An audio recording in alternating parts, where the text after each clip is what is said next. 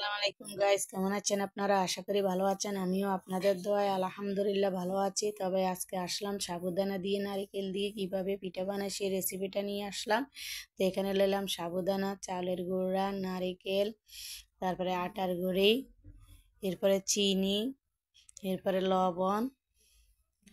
তো এগুলা নিয়ে একটা বলে এখন আমি সাবুদানাগুলা ঢাললাম।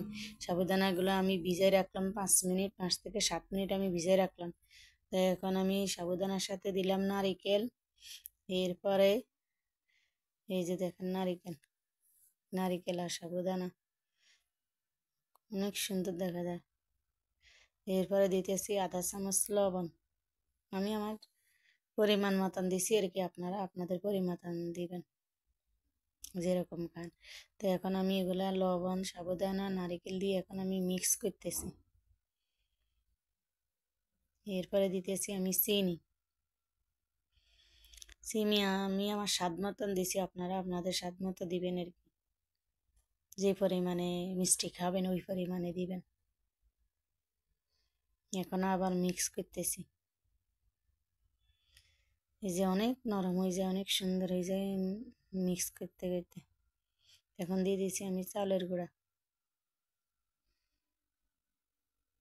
চালের গুঁড়া দিয়ে দিলাম আগে।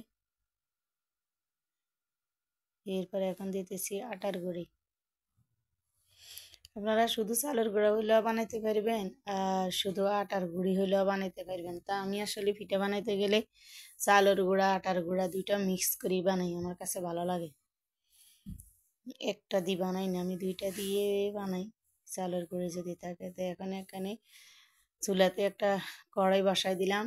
এখন কড়াইটা গরম হইলে তারপরে তেল দিতেছি। এই যে দেখেন তেল দিতেছি। আমি আবার তেলের মুখে কিভাবে দেখছেন ছিদ্র করছি, দেখেন আমি সবসময় তেলের মুখে এইভাবে ছিদ্র করি, তাহলে আমার মানে তেলটা ঢালতে সুবিধা হয় আর কি।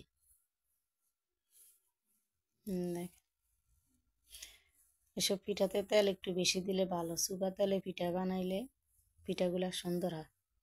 এই কারণে আমি তেল বেশি করে দিলাম আর কি, তাহলে পিঠাগুলা সুন্দর হয়।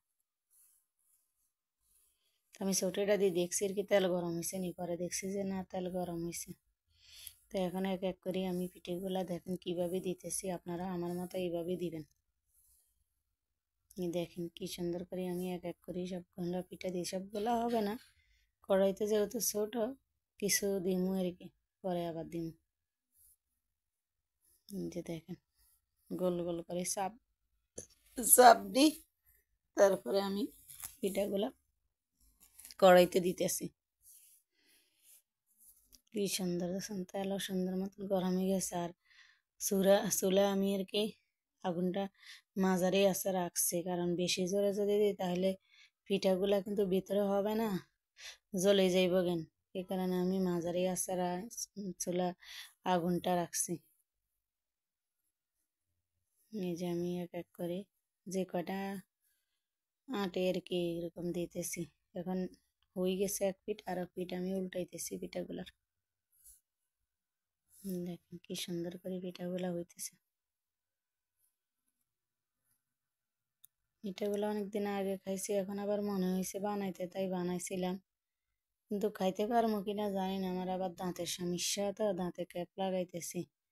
দুইটা দাঁতে সমস্যা, দুইটা দাঁতে ক্যাপ লাগাইতেছি। এখন একদিন পর পর দাঁতে আবার কাজ চলে। তারপর আমি না খাইতে পারলে আমার মেয়ে আছে, হাজবেন্ড আছে, এরা খাইব, আমি বানাই। দেখেন এখন আমি পিঠাগুলো উঠাইতেছি, এগুলা হয়ে গেছে।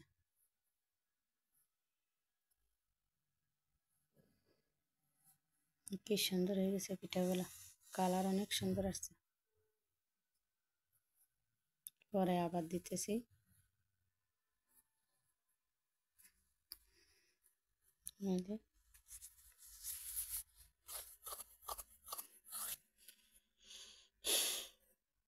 দিতেছি।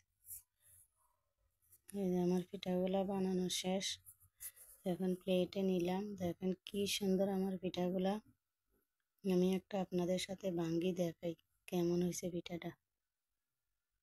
দেখেন কি সুন্দর, ভিতরে অনেক সুন্দর, দেখছেন অনেক সুন্দর, ভিতরে খাইতে অনেক মজা। তা আমি একটু খাই দেখলাম আর কি, পিঠাগুলো অনেক মজা হয়েছে। তা আমার ভিডিওটা ভালো লাগলে লাইক কমেন্ট শেয়ার করবেন, সাবস্ক্রাইব করবেন। ভালো থাকবেন। আর আপনারাও আমার মতো বানাই মানে ট্রাই করবেন।